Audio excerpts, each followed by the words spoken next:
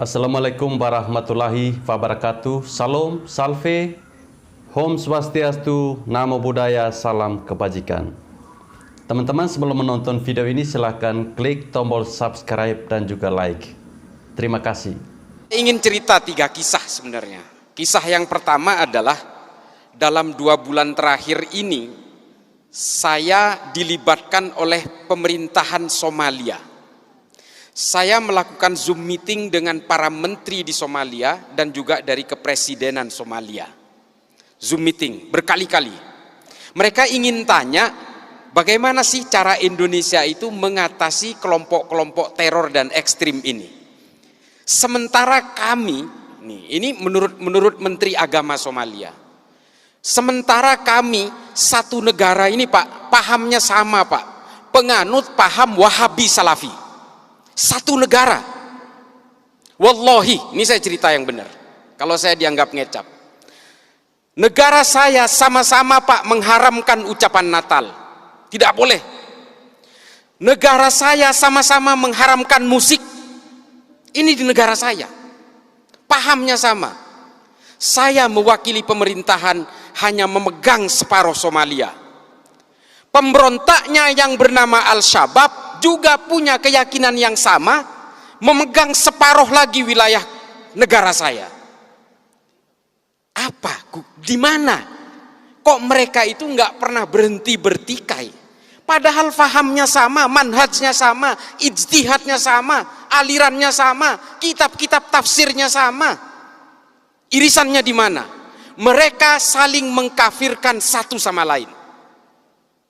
Ini loh efek dari yang namanya paham al-wala wal bara'. Siapa pencetusnya? Ibnu Taimiyah. Bantah saya. Kalau yang mau bantah, baca dulu kitab-kitabnya Ibnu Taimiyah. Mengapa Ibnu Taimiyah menulis ini? Mengapa? Ini yang di Zoom, tolong perhatikan. Ibnu Taimiyah hidup pada masa keruntuhan Bani Abbasiyah dari serbuan bangsa Mongol tahun 1258. Dan ketika itu Ibnu Taimiyah hidup pada masa periode peperangan orang Eropa dengan orang Arab Islam untuk memperebutkan Yerusalem. Ini kuncinya. Makanya kalau kita baca semua kitab-kitab Ibnu Taimiyah itu betul-betul selalu menggugah keterpurukan politik Islam pada masanya. Makanya kalau di TV saya sering bilang gini adik-adik, kita ini semua bukan penganut agama sebenarnya. Kita ini adalah penganut tafsir-tafsir agama. Maka kita kemudian semua berbeda-beda. Sesama agama Islam pun tafsirnya berbeda-beda. Makanya kita ini adalah penganut tafsir-tafsir agama. Kalau kalian tanya saya, Islam ini agamanya apa? Islam. Ada pertanyaan lanjutan, NU apa Muhammadiyah? Sunni apa Syiah? Belum bicara manhaj, belum bicara ijtihad, belum bicara mazhab. Syafi'ikah, Malikikah, Hanafikah, Hambalikah? Ini tafsir-tafsir semua. Sesama Islam, sesama Syafi'i, sesama NU pun masih ada yang satu pengusung khilafah, yang satu bukan. Ini tafsir lagi. Ini loh. Makanya kemudian kita itu, saya sering sekali saya berbicara di media ini, janganlah kemudian kalian mengklaim kebenaran-kebenaran itu. Karena Allah itu betul-betul menekankan dengan cetak tebal dalam Al-Quran itu, bahwa saya menciptakan manusia ini dalam segala perbedaannya, baik bersuku-suku, berbangsa-bangsa, dengan tafsir-tafsirnya, beragama yang berbeda, dengan konsep lita'arofu. Ini loh, lita'arofu itu apa? Saling mengenallah kalian, berinteraksilah kalian dengan segala perbedaannya. Perbedaan ini sunnatullah. Adik yang tidak pakai hijab, Islam. Hah? Hindu. Saya tahu, dia Hindu, nggak pakai hijab, karena dia itu lahir dari orang tua beragama Hindu. Yang di depannya kan pakai hijab, karena lahir dari orang tua beragama Islam. Ini takdir-takdir kelahiran dan keimanan itu tidak bisa dipisah begitu saja, Dek. Lalu kalau kalian merasa paling benar, mengklaim paling kebenaran itu ada di pihak saya, kalian akan belajar tentang kebencian dan perbedaan itu dan kalian melawan sunnatullah. Ini loh yang kita ingin gugah hari ini, kenapa saya harus datang ke sini. Dan semua klaim-klaim kebenaran, hegemoni kebenaran itu kemudian datang berlipat-lipat, berlapis-lapis dengan kepentingan-kepentingan politik. Makanya kemudian ajaran-ajaran Ibnu Taimiyah itu diimplementasikan dalam gerakan-gerakan kemerdekaan Saudi dari cengkraman Kekaisaran Ottoman pada zamannya. Lalu kemudian keterpurukan politik Islam di Mesir dijadikan juga sebagai acuan-acuan oleh Said Qutb dalam Jahiliyatul Qarnil dari Fidilalil Quran dan juga Malim fil Thoriq. Dari situ kemudian berkembang, ditulis oleh Muhammad Qutb dengan Jahiliyatul Qarnin Isrin.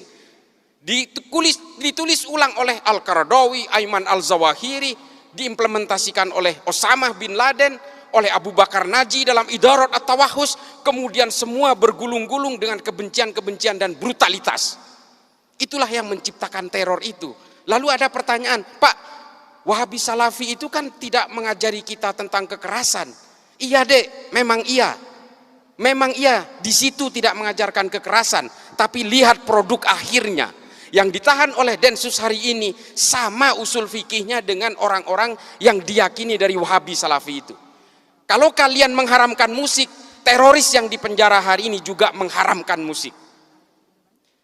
Nih, kalau kalian mau tahu, yang kalian haramkan pajak dan perbankan dan sebagainya itu, teroris yang ditangkap Densus juga pemahamannya sama. Pemahaman fikihnya sama. Ini loh, kalau kalian itu sekarang tidak mau menyanyikan lagu Indonesia Raya, hormat bendera dan sebagainya, mengharamkan wayang dan sebagainya, itu loh, teroris yang di penjara itu juga sama. Ini kisah yang pertama tentang Somalia. Somalia hari ini tidak berhasil menentramkan rakyatnya karena saling mengkafirkan satu sama lain dengan tafsir-tafsir agama yang sama. Apakah kemudian kita mau menyimplifikasi gerakan-gerakan seperti ini? Ada disclaimer, oh itu kan tergantung orangnya. Iya. Yang namanya Al-Shabaab, ini saya kasih tahu, yang namanya Al-Shabaab itu berasal dari 32 orang yang aktif dalam kajian Islam di dalam ketentaraan Somalia. Namanya Kajian Islam Al-Ittihad Al-Islamiyah. Nama pemimpinnya siapa? Kolonel Muhammad Hasan. Setelah dia berkembang di dalam pengajian itu, jumlahnya makin banyak, lalu dia merekrut penjahat-penjahat jalanan dan bajak laut di Somalia. Sehingga entitas mereka membesar, lalu dia mengambil senjata di gudang-gudang senjata di barak-barak mereka, lalu mereka berdiri menjadi kekuatan besar yang namanya Al-Shabaab. Dan mereka sulit dikendalikan hari ini. Mereka berkembang ke Somaliland, Tanzania, Eritrea, dan ke negara-negara tanduk Afrika. Atas nama apa? Atas nama agama. Apakah agama ini memang diciptakan untuk saling membenci? Apakah agama ini memang diciptakan untuk saling mengkafirkan? Fungsi agama adalah menertibkan manusia. Kalau kemudian ada orang yang dengan memeluk agama, memeluk keyakinan agama, tiba-tiba dia tidak merasa tentram, gelisah dengan keimanan orang lain, ingin mengkafir-kafirkan orang lain, bukan salah agamanya, Dek, salah tafsirnya. Makanya saya bilang kita ini adalah penganut tafsir-tafsir agama. Lalu apa sikap kita kalau kita ingin dikatakan orang yang beragama? Jangan karena beragama membenci orang lain, mengkafir-kafirkan orang lain, lalu kemudian orang lain jika berbeda dengan kalian dinerakakan. Setelah kalian merasa sudah tidak punya dosa, lalu sibuk menghitung dosa orang lain. Ini artis hijrah tuh kelakuannya tuh. Dulu pemain musik setelah merasa hijrah mengharamkan musik. Teman-temannya yang lagi bermain musik diharam-haramkan, dineraka-nerakakan. Tuh kelakuannya. Setelah dirinya merasa tobat, lalu dia sibuk menghitung dosa orang lain. Ini karena tafsir-tafsir al-wala wal-bara itu loh. Ini betul-betul menjadi concern saya. Makanya kalau kalian lihat di TV, saya selalu menentang ini. Ayolah bawa agama Islam ini, termasuk agama-agama lain ini, tolong bawa deh ke dalam arah kedamaian, anti kebencian, anti kekerasan. Itu baru beragama namanya.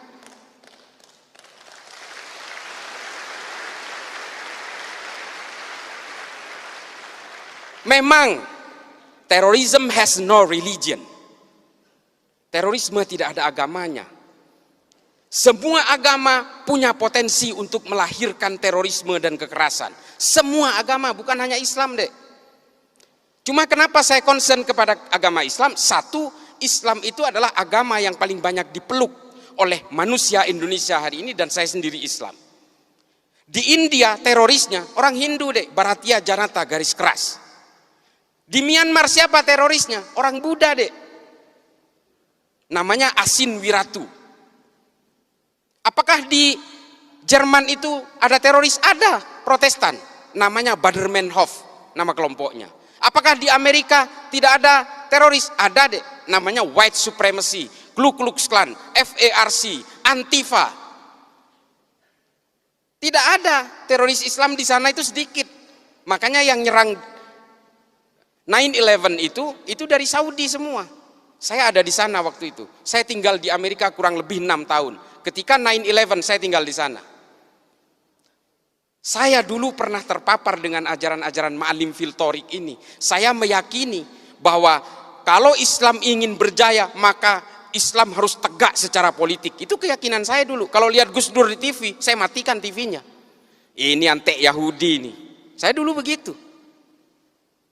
Ketika ada orang-orang Islam yang moderat, wah saya matikan TV-nya. Cak Nur apalagi, paling saya benci itu.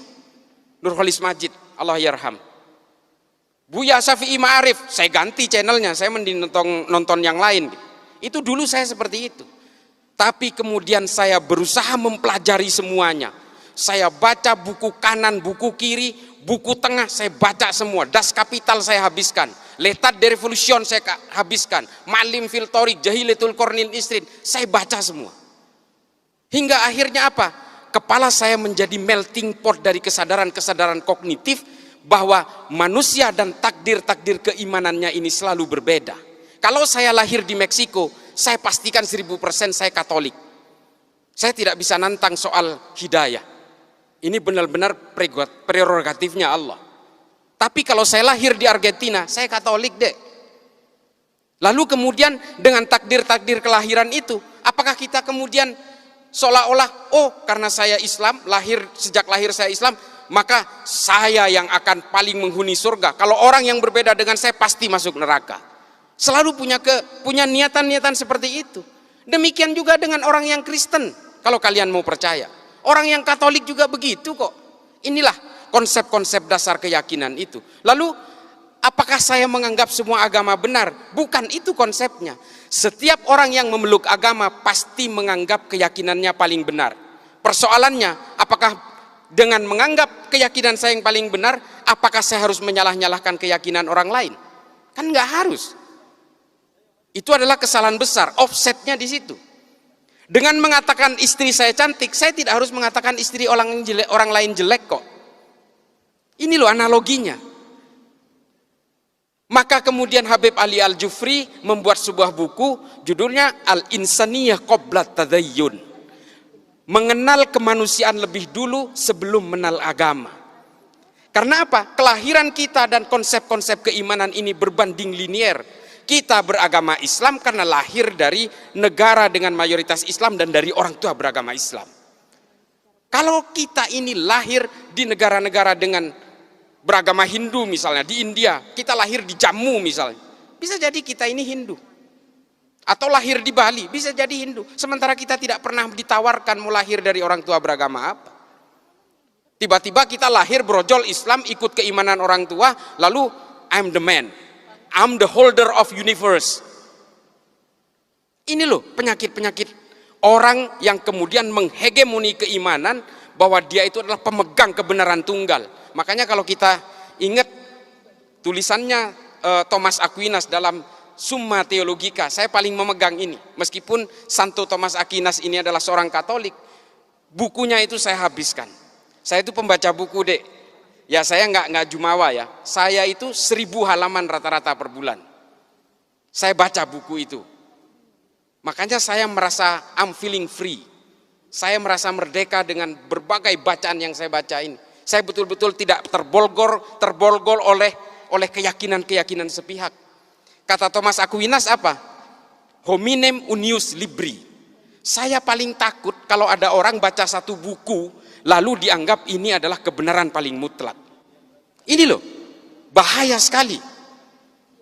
Kemudian yang saya kisahkan kedua adalah ketika kemarin Densus melakukan penangkapan di Poso, sebanyak 22 orang secara serentak. Di semua sekitar Poso, ada Tojo Una-Una, Ampana, dan juga di kota Poso, ada salah satu anak muda yang saya wawancarai, saya interogasi. Umurnya belum genap 17 tahun. Dia ditangkap karena dia ingin melakukan aksi teror, melakukan latihan-latihan militer untuk naik ke Gunung Biru menggantikan kelompoknya Ali Kalora yang sudah dihabisi. Nah, dari hasil interogasi itu adalah dia ini siswa SMA 1 Poso. Akademisnya bagus, nilainya bagus, punya kecerdasan. Lalu dia keluar dari sekolah itu, dia berhenti. Karena apa? Dia mendapatkan pemahaman bahwa sekolah ini dibangun oleh negara Togut dengan biaya-biaya dari uang riba. Coba. Ini semua adalah negara riba karena ada kelindan perbankan di sini. Coba bayangin tuh. Ini kasus yang pertama. Kasus yang kedua, ada seorang mahasiswi Gunadarma yang dia meyakini bahwa karena bank itu adalah riba, lalu semua ini menjadi riba, termasuk jalan aspal yang melibatkan bank, gaji pegawai negeri yang melibatkan bank, sehingga menurut dia KTP pun itu adalah benda haram. Sehingga apa? Dia merasa mengalami keterjepitan sosial, lalu dia nyerbu ke Mabes Polri, bawa airsoft gun, dia bunuh diri di situ, minta ditembak. Namanya Zakiyah Aini, tahun 2020. Temuan-temuan seperti ini kemudian saya mengambil kesimpulan adalah bahwa paham-paham yang seperti ini pada akhirnya memberikan kita kepada dua pilihan. Either kita menjadi orang munafik atau menjadi kita manusia-manusia yang sempit. Ini waktunya. Ya, ini kesimpulan saya. Kesimpulan saya itu pada akhirnya adalah kita betul-betul harus mempelajari agama itu secara komprehensif.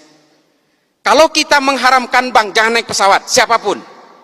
Tidak ada maskapai penerbangan yang membeli lunas pesawat itu. Semuanya nyicil, pakai bunga dek. Jangan naik haji, naik pesawat. Jalan kaki aja.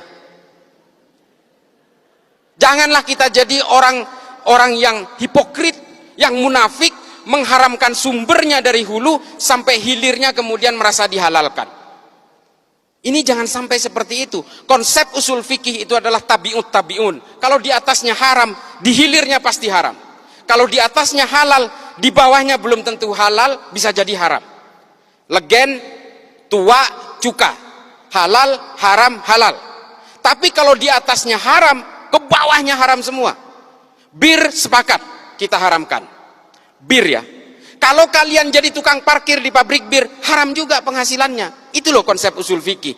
Kalian kalau ingin mengharamkan bank konvensional, apa yang kalian kenakan ini semua melibatkan bank. Kalian akan menjadi munafik semua. Lalu, apa antisipasinya? Darul Iftah Majelis Ulama Mesir kemudian menghalalkan bank-bank konvensional ini. Dengan alasan, riba kita betul-betul mengharamkan itu. Allahu ahallal bai'a wa harrama riba. Jelas. Tapi apakah bank konvensional masuk kategori riba? Ini yang diredefinisi ulang. Hukum perbankan itu diharamkan ketika produknya belum ada di abad pertengahan. Ini loh yang perlu redefinisi itu. Yang terakhir, maaf. Yang terakhir adalah pada intinya adalah apapun keyakinan kalian, tafsir kalian, agama kalian, satu kuncinya. Ini yang disebut dengan moderasi beragama. Kalau kalian meyakini bahwa Tuhan itu satu, yang Islam nih, yang Islam. Kalau kalian betul-betul meyakini kul huwallahu ahad, kalian betul-betul menganggap bahwa Islam itu adalah monoteism, termasuk yang beragama lain, maka kita juga harus meyakini bahwa manusia dimanapun dengan agama yang berbeda-beda, dengan Kristen, dengan Hindu dan Buddha, itu pasti diciptakan oleh Tuhan yang sama.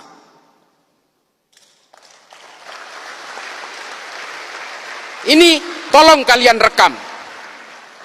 Kalau kalian ini diciptakan oleh Tuhan yang sama, lalu untuk apa kalian itu bertikai dengan keyakinan dan keimanan itu? Itu loh kuncinya. Itu yang disebut moderasi beragama. Moderasi beragama ini bukan sekuler, bukan liberal, bukan.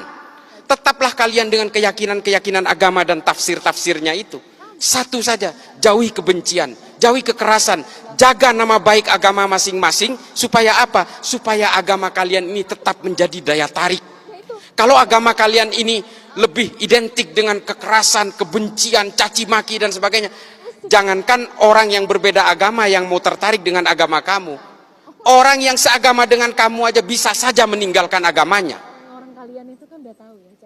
Kita paling terakhir banget nih, mumpung lagi ngobrol MC-nya, paling terakhir banget, kita selalu mencatat bahwa ada orang non-Islam masuk Islam. Oh, kita girang banget. Sinead O'Connor masuk Islam, wah keren.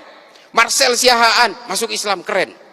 Kita hanya menghitung secara statistik orang non-Islam yang mengkonversi agamanya ke dalam agama Islam. Tapi kita tidak pernah mencatat orang Islam yang keluar dari Islam, tidak pernah ada prosesinya, tidak pernah ada statistiknya. Karena KTP-nya tetap Islam, tapi dia sudah menjadi agnostik atau menjadi ateis. Kenapa? Karena Islam selalu digambarkan dengan kekerasan-kekerasan dan kebencian, membid'ahkan satu sama lain, mengkafirkan satu sama lain, sehingga hidupnya seperti pepat dan sempit. Agama bukan tujuannya untuk itu. Agama itu adalah melonggarkan berbagai isi batinnya tanpa menghilangkan konsep-konsep teologisnya, tanpa menghilangkan kehausan spiritualnya. Gitu ya. Terima kasih banyak. Ini agak sedikit ini. Mudah-mudahan ini bisa menjadi manfaat. Kurang lebihnya mohon dimaklumi karena saya yang fakir ilmu ini. Terima kasih. Assalamualaikum warahmatullahi taala wabarakatuh.